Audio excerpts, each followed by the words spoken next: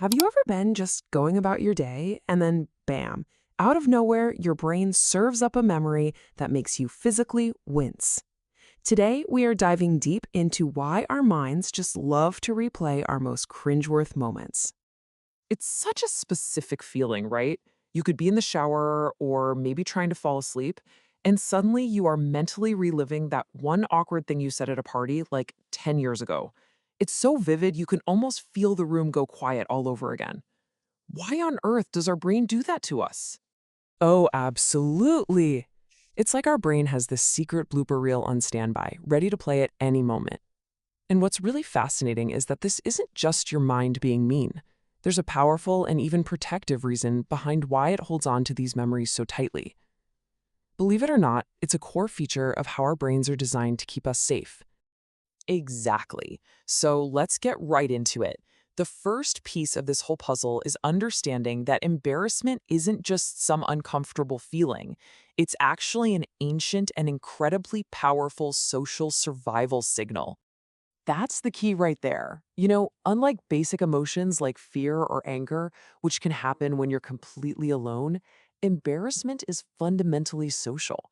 It's all built around how we think other people see us.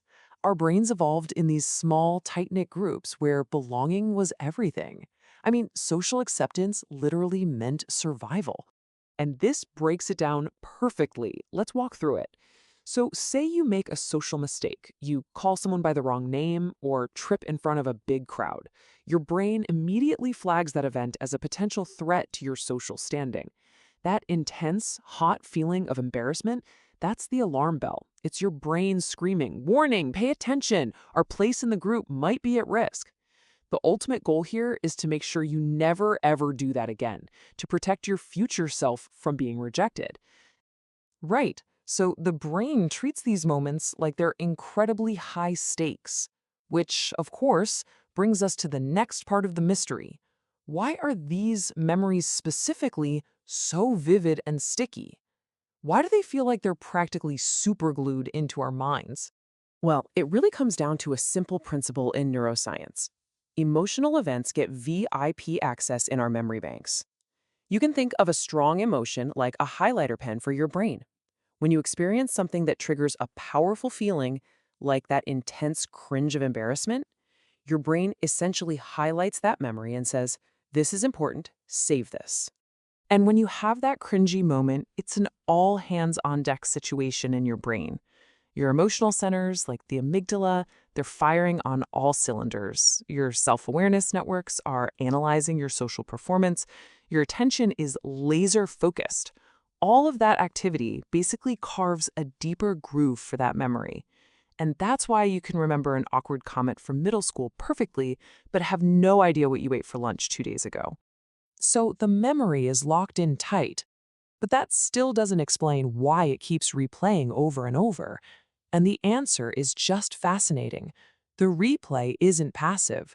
Your brain isn't just watching a movie. It is actively analyzing the footage. It's a practice session. Yeah, this whole process is called rumination. And while we often think of it as a negative thing, getting stuck in a thought loop, its original purpose is actually problem solving.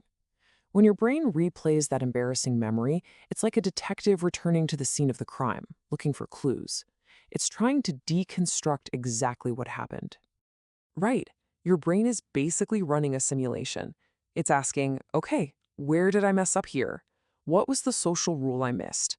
If this situation happens again, what's the new and improved script? It's trying to learn from the mistake to create a better blueprint for all your future social interactions. It's essentially a rehearsal. I think everyone's done this, right? You replay a conversation in your head, thinking of all the better, smarter things you could have said. That's your brain running drills.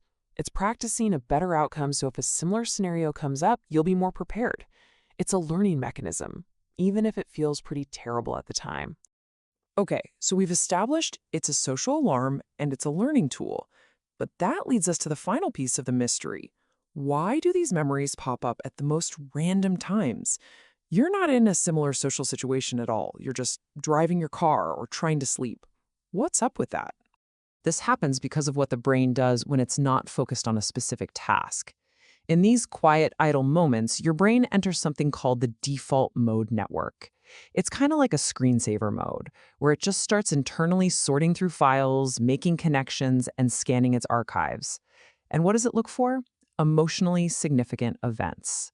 Those highlighted, superglued, embarrassing memories are right at the top of the pile, so they're the ones that get pulled up and replayed. So, when you put all of these pieces together, the social alarm, the emotional superglue, the mental rehearsal, you get to this final, and I think really helpful, realization about what's actually going on. This comparison really gets to the heart of it all. What feels like your brain is punishing you is actually your brain trying to protect you. What feels like random mental torture is a focused, albeit sometimes clumsy, learning system. And when you're thinking, I wish I could just forget this, your brain is thinking, no way, this is too important. We need to remember this lesson to keep us safe in the future. Exactly. It's not a bug, it's a feature. This whole uncomfortable process isn't a flaw in your design.